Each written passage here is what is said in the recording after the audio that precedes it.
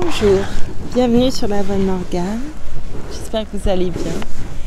Je vais reprendre la lecture d'un amour de Swann de Marcel Proust, à la recherche du temps perdu. Pardon, je m'éloigne un peu pour être au soleil, comme il fait un peu frais encore. Voilà. Ça c'était pour ma vie, encore une fois. Je vous dis à tout à l'heure après cette lecture. J'espère que vous allez bien et je vous remercie beaucoup pour votre écoute.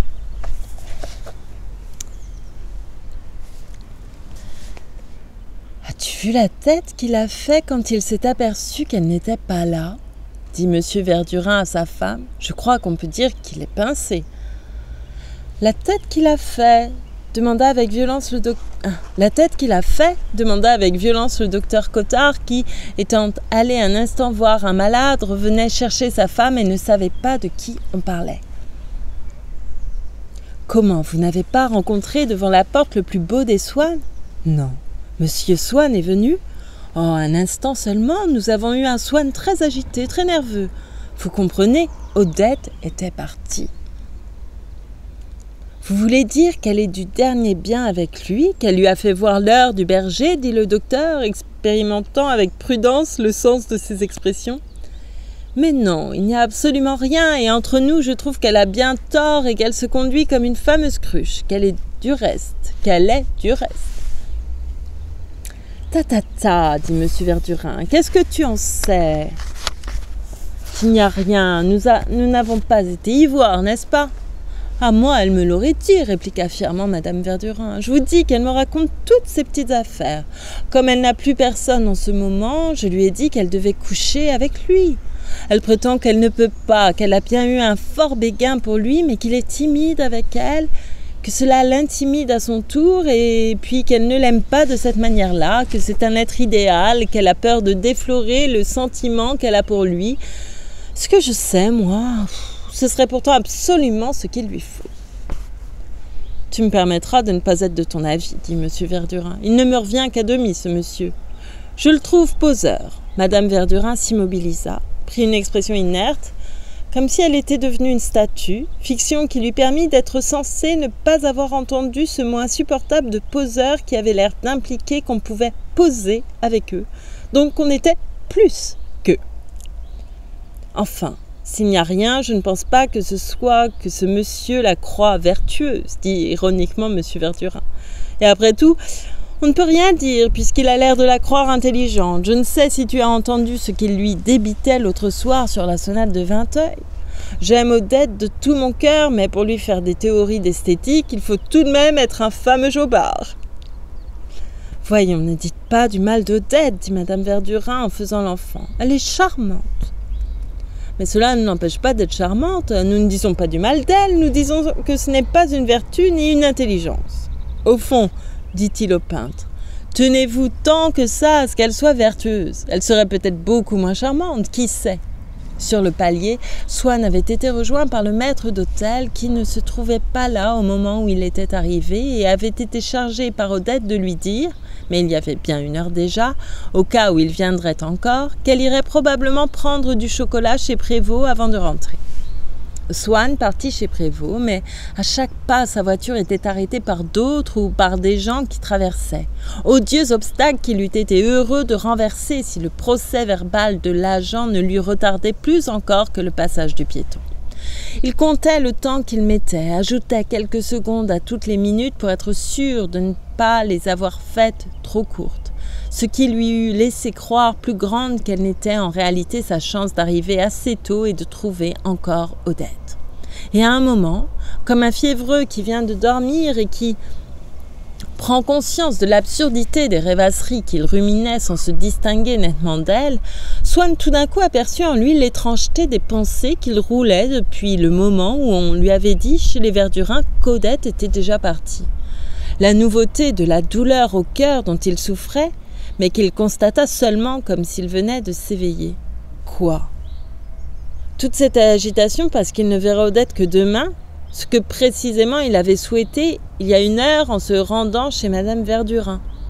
Il fut bien obligé de constater que dans cette même voiture qui l'emmenait chez Prévost, il n'était plus le même et qu'il n'était plus seul, qu'un être nouveau était là avec lui, adhérent, amalgamé à lui, duquel il ne pourrait peut-être pas se débarrasser, avec qui il allait être obligé d'user de ménagement comme avec un maître ou avec une maladie. Et pourtant, depuis un moment qu'il sentait qu'une nouvelle personne s'était ainsi ajoutée à lui, sa vie lui paraissait plus intéressante. C'est à peine s'il se disait que cette rencontre possible chez Prévost, de laquelle l'attente saccageait, dénudait à ce point les moments qui la précédaient qu'il ne trouvait plus une seule idée, un seul souvenir derrière lequel il pût faire reposer son esprit. Il était probable pourtant, si elle avait lieu, qu'elle serait comme les autres, fort peu de choses. Comme chaque soir, dès qu'il serait avec Odette, jetant furtivement sur son changeant visage un regard aussitôt détourné de peur qu'elle n'y vît l'avance d'un désir et ne crût plus à son désintéressement, il cesserait de pouvoir penser à elle, trop occupé à trouver des prétextes qui lui permissent de ne pas la quitter tout de suite et de s'assurer, sans avoir l'air d'y tenir, qu'il la retrouverait le lendemain chez les Verdurin. C'est-à-dire de prolonger pour l'instant et de renouveler un jour de plus la déception et la torture que lui apportait la vaine présence de cette femme qui l'approchait sans oser l'étreindre.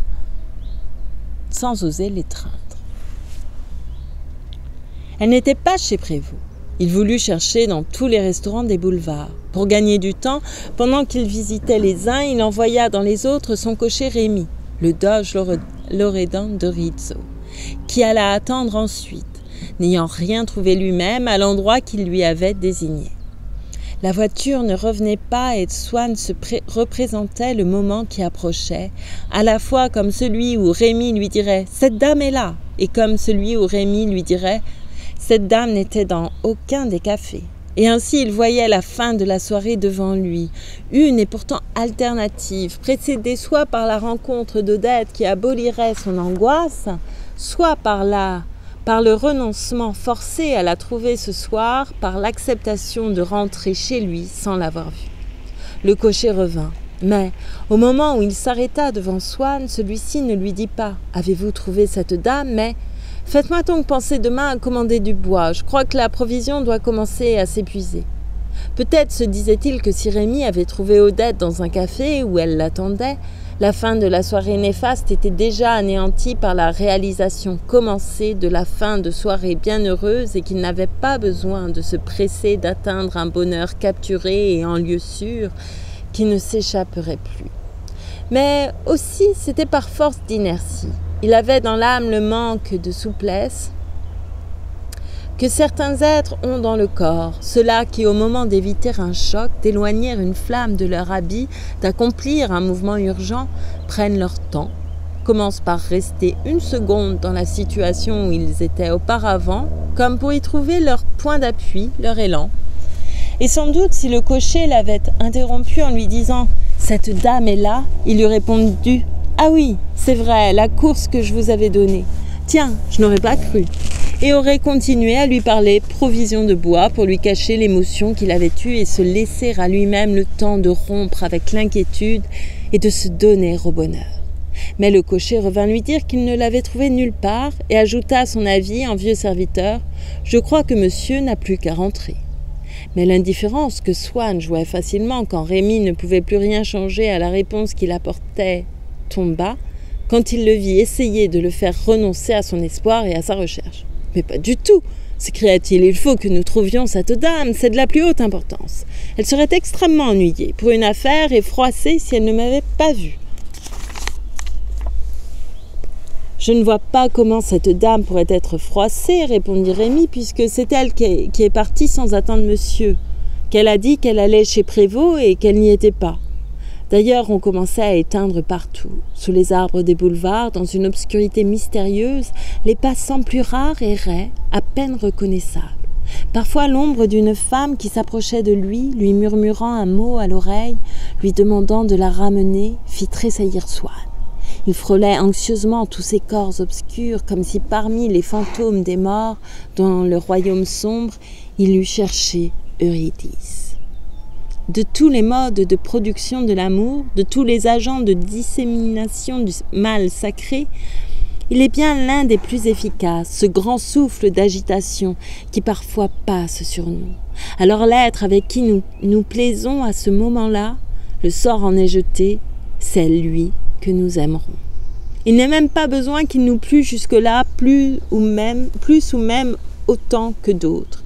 Ce qu'il fallait, c'est que notre goût pour lui devint exclusif. Et cette condition-là est réalisée quand, à ce moment où il nous a fait défaut, à la recherche des plaisirs que son agrément nous donnait, s'est brusquement substitué en nous un besoin anxieux qui a pour objet cet être même, un besoin absurde que les lois de ce monde rendent impossible à satisfaire et difficile à guérir, le besoin insensé et douloureux de le posséder. Swann se fit conduire dans les derniers restaurants. C'est la seule hypothèse du bonheur qu'il avait envisagée avec calme. Il ne cachait plus maintenant son agitation, le prix qu'il attachait à cette rencontre, et il promit en cas de succès une récompense à son cocher, comme si, en lui inspirant le désir de réussir qui viendrait s'ajouter à celui qu'il en avait lui-même, il pouvait faire qu'Odette, au cas où elle fût déjà rentrée se coucher, se trouva pourtant dans un restaurant du boulevard. Il poussa jusqu'à la Maison Dorée, entra 2 fois chez Tortoni et, sans l'avoir vu davantage, venait de ressortir du café anglais, marchant à grands pas, l'air hagard, pour rejoindre sa voiture qui l'attendait au coin du boulevard des Italiens, quand il heurta une personne qui venait en sens contraire. C'était Odette. Elle lui expliqua plus tard que, n'ayant pas trouvé de place chez Prévost, elle était allée souper à la Maison Dorée dans un enfoncement où il ne l'avait pas découverte, et elle regagnait sa voiture. Elle s'attendait si peu à le voir qu'elle eut un mouvement d'effroi. Quant à lui, il avait couru Paris, non parce qu'il croyait possible de la rejoindre, mais parce qu'il lui était trop cruel d'y renoncer. Mais cette joie que sa raison n'avait cessé d'estimer pour ce soir irréalisable ne lui en paraissait maintenant que plus réelle, car il n'y avait pas collaboré par la prévision des vraisemblances, elle lui restait extérieure. Il n'avait pas besoin de tirer de son esprit pour la lui fournir, c'est d'elle-même qu'émanait, c'est elle-même qui projetait vers lui, cette vérité qui rayonnait au point de dissiper comme un songe l'isolement qu'il avait redouté et sur laquelle il appuyait, il reposait, sans penser, sa rêverie heureuse. Ainsi, un voyageur arrivé par un beau temps au bord de la Méditerranée, incertain de l'existence des pays qu'il vient de quitter, laisse éblouir sa vue, plutôt qu'il ne leur jette des regards par les rayons qu'émet vers lui l'azur lumineux et résistant des eaux.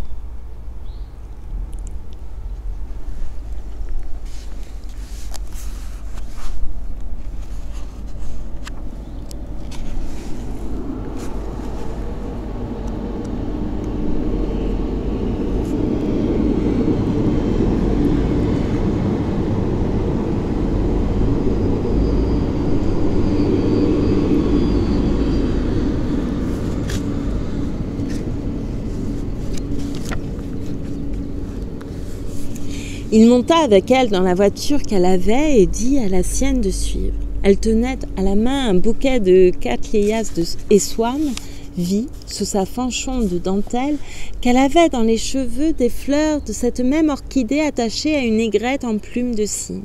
Elle était habillée sous sa mantille d'un flot de velours noir qui, par un rattrapé oblique, découvrait en un large triangle le bas d'une jupe de faille blanche et laissait voir un empiècement, également de faille blanche, à l'ouverture du corsage décolleté, où étaient enfoncées d'autres fleurs de cattleyas.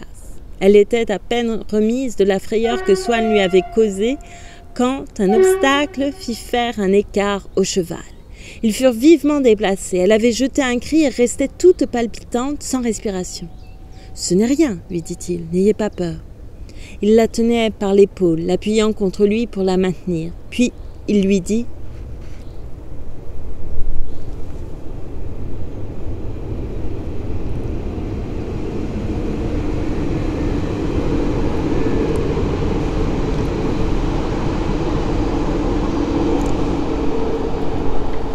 Surtout ne me parlez pas, ne me répondez que par signe pour ne pas vous essouffler encore davantage.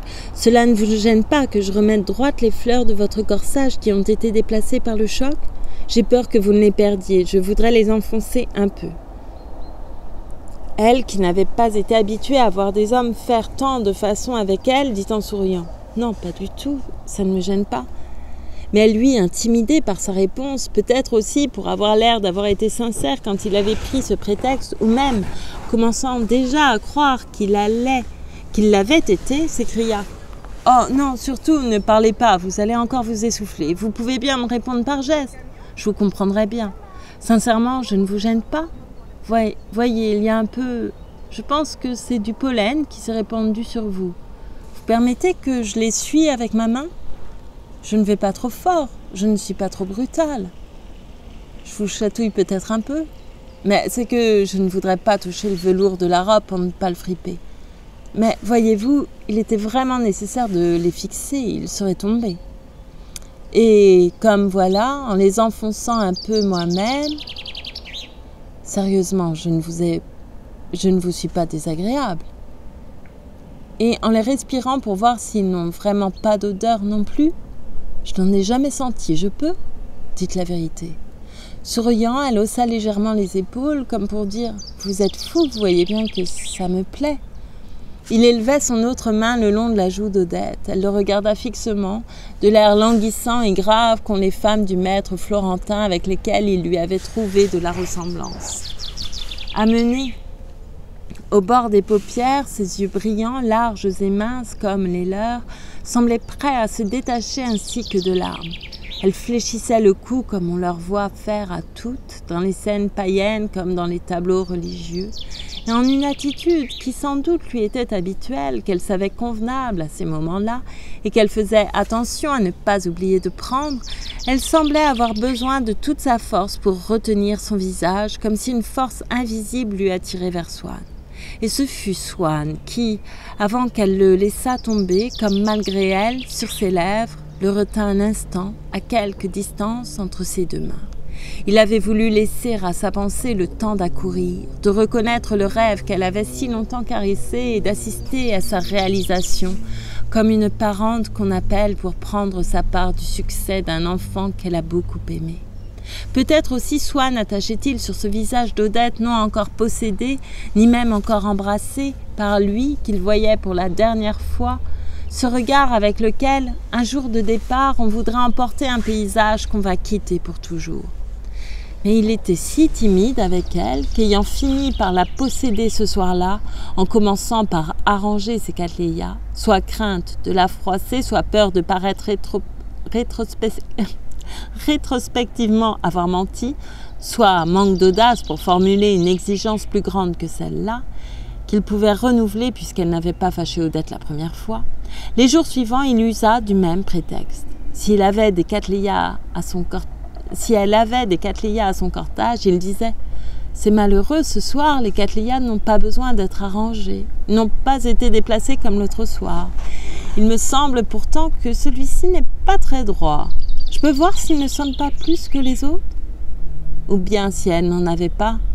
Oh, pas de cattleya ce soir, pas moyen de me livrer à mes petits arrangements. » De sorte que, pendant quelque temps, ne fut pas changé l'ordre qu'il avait suivi le premier soir, en débutant par des attouchements de doigts et de lèvres sur la gorge d'Odette, et que ce fut par eux encore que commençaient chaque fois ses caresses.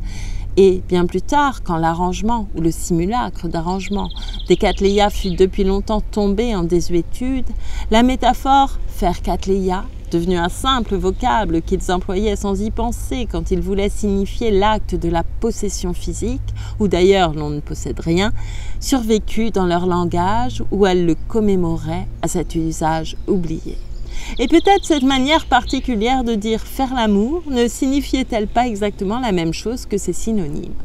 On a beau être blasé sur les femmes, considérer la possession des plus différentes comme toujours la même et connue d'avance, elle devient au contraire un plaisir nouveau s'il s'agit de femmes assez difficiles, ou crues-telles par nous, pour que nous soyons obligés de la faire naître de quelque épisode imprévu de nos relations avec elle, comme avait été la première fois pour Swann l'arrangement des cattleyas. Il espérait en tremblant ce soir-là, mais Odette, se disait-il, si elle était dupe de sa ruse, ne pouvait le deviner, que c'était la possession de cette femme qui allait sortir d'entre leurs larges pétales mauves. Et le plaisir qu'il éprouvait déjà et qu'Odette ne tolérait peut-être, pensait-il que parce qu'elle ne l'avait pas reconnu, lui semblait, à cause de cela, comme il put paraître au premier homme qui le goûta parmi les fleurs du paradis terrestre, un plaisir qui n'avait pas existé jusque-là, qu'il cherchait à créer, un plaisir, ainsi que le nom spécial qu'il lui donna en garda la trace, entièrement particulier et nouveau. Maintenant, tous les soirs, quand il l'avait ramenée chez elle, il fallait qu'il entrât, et souvent elle ressortait en robe de chambre et le conduisait jusqu'à sa voiture, l'embrassait aux yeux du cocher, disant « Qu'est-ce que cela peut me faire? Que me font les autres ?»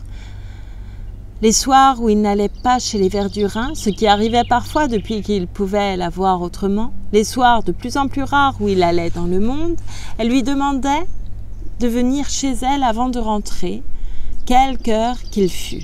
C'était le printemps, un printemps pur et glacé. En sortant de soirée, il montait dans sa Victoria, étendait une couverture sur ses jambes, répondait aux amis qui s'en allaient en même temps que lui et lui demandait de revenir avec eux qu'il ne pouvait pas, qu'il n'allait pas du même côté, et le cocher partait au grand trot, sachant où on allait. Eux s'étonnaient, et de fait, Swann n'était plus le même. On ne recevait plus jamais de lettres de lui où il demanda à connaître une femme. Il ne faisait plus attention à aucune, s'abstenait d'aller dans les endroits où on en rencontre.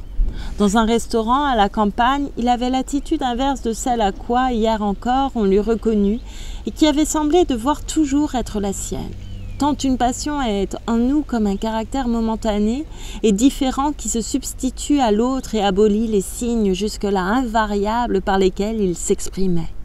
En revanche, ce qui était invariable maintenant, c'était que, où que Swann se trouvât, il ne manqua pas d'aller rejoindre Odette. Le trajet qui le séparait d'elle était celui qu'il parcourait inévitablement et comme la pente même, irrésistible et rapide de sa vie. À vrai dire, souvent resté tard dans le monde, il aurait mieux aimé rentrer directement chez lui sans faire cette longue course et ne la voir que le lendemain.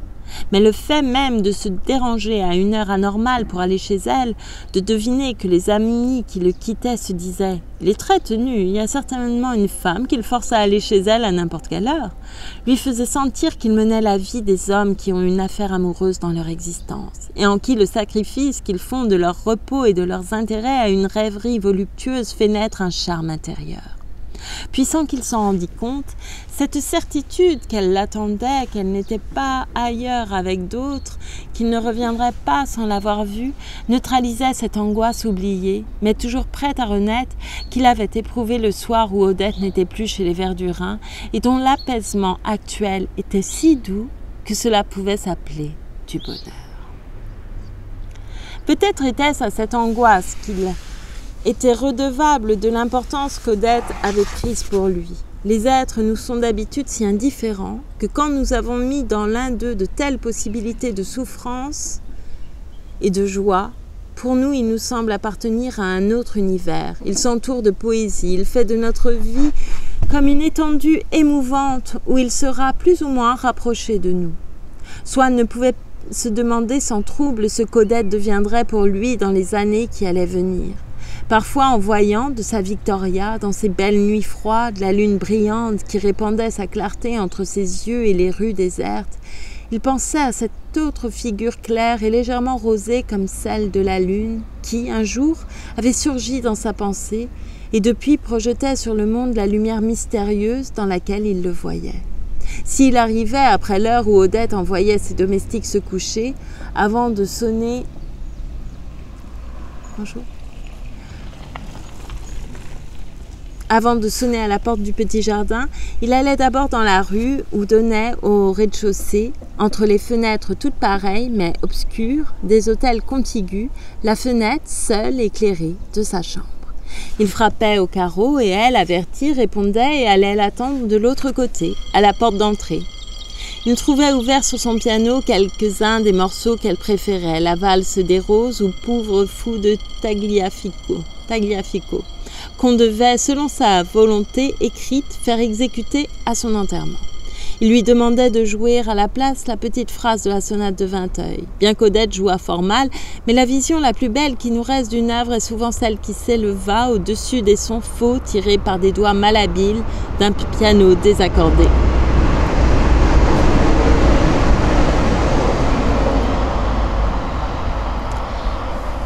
La petite phrase continuait à s'associer pour Swann à l'amour qu'il avait pour Odette. Il sentait bien que cet amour, c'était quelque chose qui ne correspondait à rien d'extérieur, de constatable par d'autres que lui. Il se rendait compte que les qualités d'Odette ne justifiaient pas qu'il attachât tant de prix au moment passé auprès d'elle.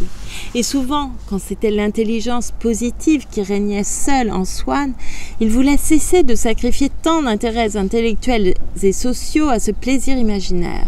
Mais la petite phrase, dès qu'il l'entendait, savait rendre libre en lui l'espace qui pour elle était nécessaire. Les proportions de l'âme de Swann s'en trouvaient changées. Une marge y était réservée à une jouissance qui, elle non plus, ne correspondait à aucun objet extérieur et qui pourtant, au lieu d'être purement individuelle comme celle de l'amour, s'imposait à Swann comme une réalité supérieure aux choses concrètes. Cette soif d'un charme inconnu, la petite phrase l'éveillait en lui, mais ne lui apportait rien de précis pour l'assouvir, de sorte que ces parties de l'âme de Swann, où la petite phrase avait effacé le souci des intérêts matériels, les considérations humaines et valables pour tous, elle les avait laissées vacantes et en blanc, et il était libre d'y inscrire le nom d'Odette. Puis, à ce que l'affection d'Odette pouvait avoir d'un peu court et décevant, la petite phrase venait ajouter, amalgamer son essence mystérieuse. À voir le visage de Swann pendant qu'il écoutait la phrase, on aurait dit qu'il était en train d'absorber un anesthésique qui donnait plus d'amplitude à sa respiration. Et le plaisir que lui donnait la musique et qui allait bientôt créer chez lui un véritable besoin ressemblait en effet à ces moments-là, au plaisir qu'il aurait eu à expérimenter des parfums, à entrer en contact avec un monde pour lequel nous ne sommes pas faits, qui nous semble sans forme parce que nos yeux ne le perçoivent pas, sans signification parce qu'il échappe à notre intelligence, que nous n'atteignons que par un seul sens.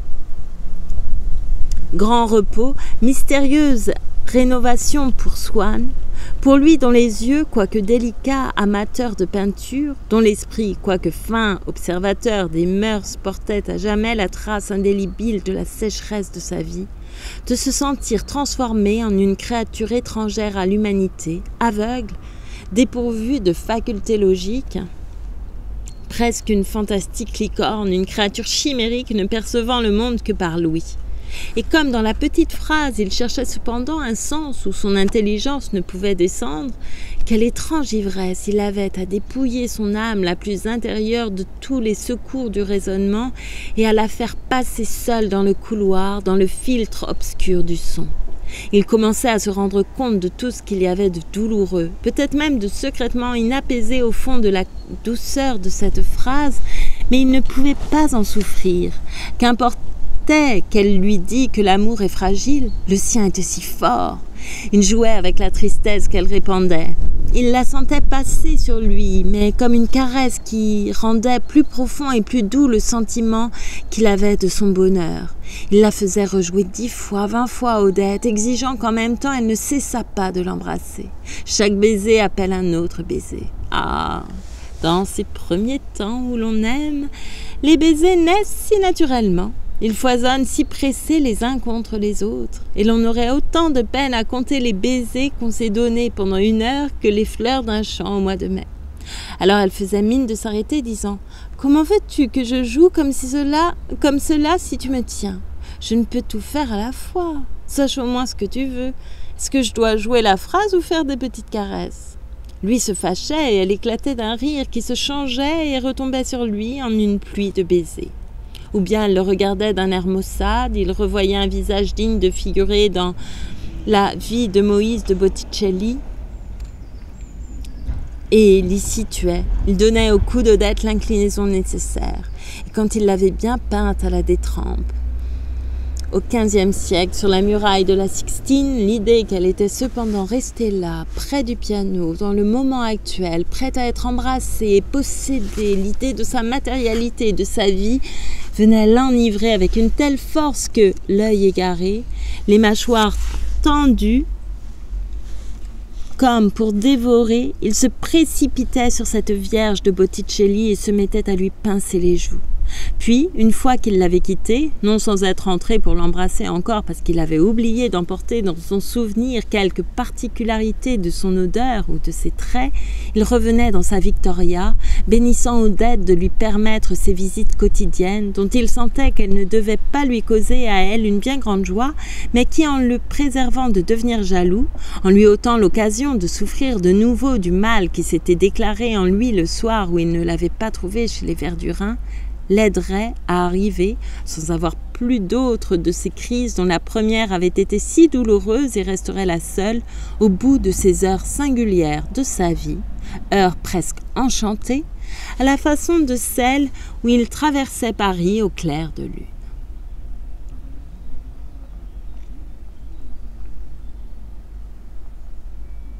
Et remarquant pendant ce retour que l'astre était maintenant déplacé par rapport à lui et presque au bout de l'horizon, sentant que son amour obéissait, lui aussi, à des lois immuables et naturelles, il se demandait si cette période où il était entré durerait encore longtemps, si bientôt sa pensée ne verrait plus le cher visage qu'occupant une position lointaine et diminuée et près de cesser de répandre du charme.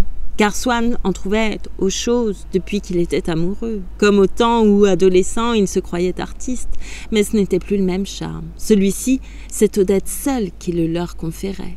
Il sentait renaître en lui les inspirations de sa jeunesse, qu'une vie frivole avait dissipées, mais elle portait toutes le reflet, la marque d'un être particulier. Et, dans les longues heures qu'il prenait maintenant, un plaisir délicat à passer chez lui, seul avec son âme en convalescence, il redevenait, peu à peu, lui-même, mais à une autre. Et je vais m'arrêter là pour cette lecture. Voilà. Je vous remercie beaucoup pour votre écoute. Je ne vous vois pas d'ici comme je suis myope. Et faites surtout très attention à vous. Merci encore et à bientôt. Merci. Et je me déplace pour le temps.